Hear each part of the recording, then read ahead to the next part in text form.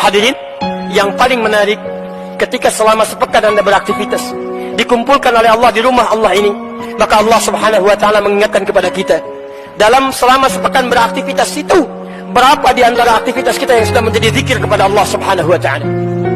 Jangan-jangan selama sepekan ke belakang, dari mulai hari Ahad, hari Senin, hari Selasa, hari Rabu, hari Kamis, antum sibuk dengan urusan dunia antum.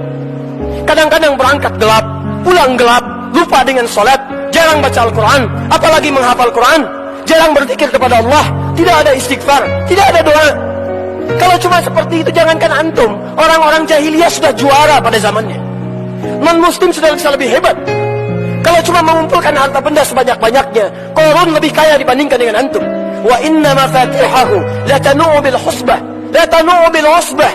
Yang kunci-kuncinya saja, kalau dipikul oleh orang terkuat di zamannya, tidak mampu untuk dipikul. Kalau cuma bangga dengan kepemimpinan, Fir'aun lebih hebat dibandingkan dengan antum, dengan segala pasukannya, dengan segala kehebatannya. Tapi apa yang terjadi? Itu tidak bernilai di hadapan Allah subhanahu wa ta'ala. Seakan-akan Allah ingin sampaikan kepada kita, tipikal orang beriman beda dengan orang yang belum beriman. Orang beriman tidak hanya mencari dunia dalam sepekan kehidupannya, maka persiapkan akhirat Anda, karena suatu saat kita akan berpulang kepada Allah subhanahu wa ta'ala. Jangan-jangan Anda sibuk mencari dunia, berangkat gelap, pulang gelap, mencari sesuatu untuk kemewahan dunia Anda. Ingin rumah seluas-luasnya, ingin harta benda sebanyak-banyaknya, ingin mobil semewah-mewahnya. Padahal Anda yakini demi Allah, ketika masuk ke alam kubur, semua itu tidak akan dibawa. Maka pertanyakan pada diri Anda hingga saat ini. Pulanglah ke rumah, cek keluarga Anda, lihat bagaimana salat Anda sampai dengan hari ini.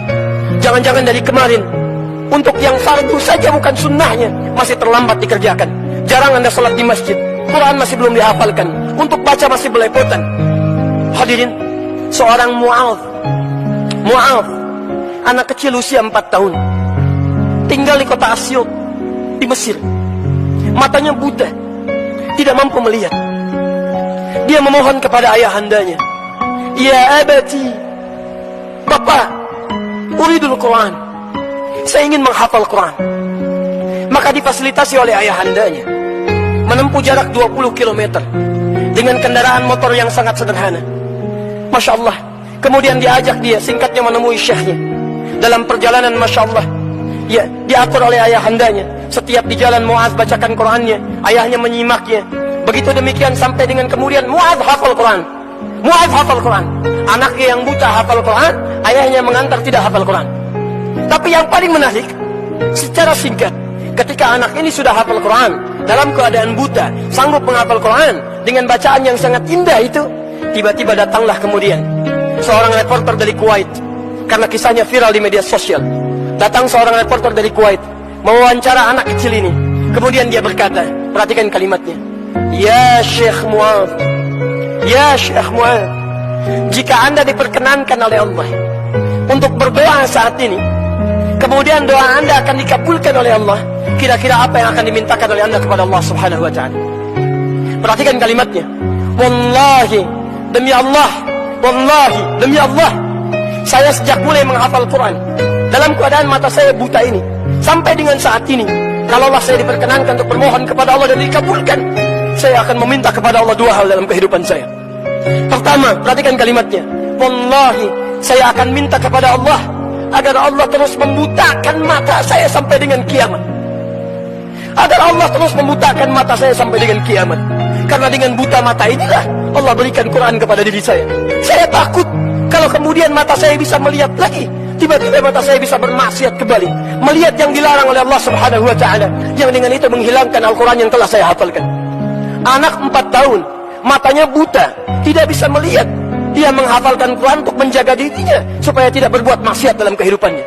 Anda diberikan 40 tahun, 50 tahun, mata bisa melihat. Apa yang akan Anda gunakan dengan mata yang bisa melihat itu? Jangan-jangan sampai hari ini hanya Anda bisa mengumpulkan maksiat saja. Jangankan menghafal Quran, membaca Al-Quran pun masih belum baik dalam bacaan kita.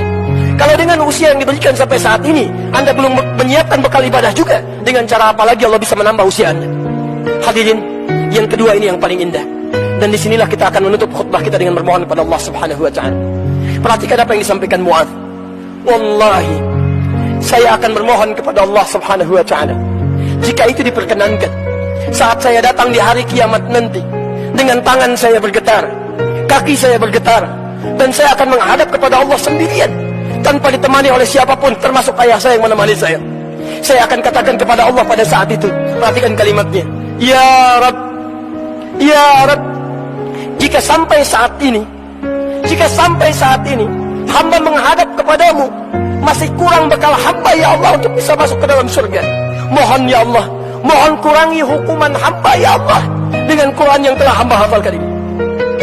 Mohon kurangi hukuman hamba ya Allah dengan Quran yang telah hamba hafalkan ini. Ada anak usia 4 tahun, matanya buta, tidak sanggup untuk melihat. Dia masih memikirkan bekal untuk kembali kepada Allah Subhanahu wa Ta'ala dengan menghafalkan isi Al-Quran. Anda diberikan 40 tahun, 50 tahun, 60 tahun, matanya sehat, fisiknya kuat. Bila sampai hari ini saja belum sanggup untuk sekadar membaca Al-Quran, butuh berapa lama lagi waktu yang dibutuhkan oleh Anda untuk kembali kepada Allah Subhanahu wa Ta'ala?